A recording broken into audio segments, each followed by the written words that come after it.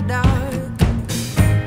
The scars of your love remind me of us. They keep me thinking that we almost had it all.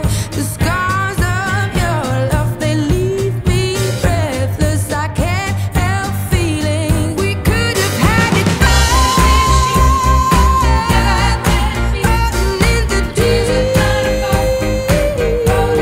you have my heart inside, and you played it to the beat. Baby, I have no story to be told, but I've heard one on you, and I'm gonna make your head burn. Think of me in the depths of your despair. Make a home down there as mine sure won't be shared. The scars of your love remind me of us. They keep me thinking that we almost had it all. The scars of your love, they leave me breathless. I can't help feeling we could have had it all.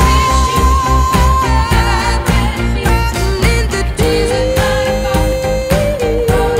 you have my heart inside, and you played it to the beat. Could have had it all. In the deep, you have my heart inside,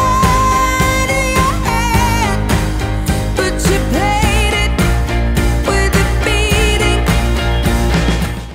Pessoal, então, no final desse curso excepcional que foi organizado pelo FAUSE, aqui em São Paulo, eu e a Simone, lá do Instituto do Câncer do Rio de Janeiro, queremos convidá-lo desde já para o segundo Enel, que será realizado no dia 31 de agosto e no dia 1º de setembro de 2011, precedendo o terceiro Enel, que será organizado pelo Dr. Wagner Pantáculo, lá em Barretos.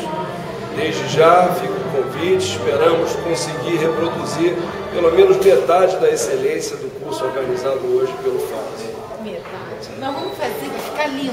O Rio espera você.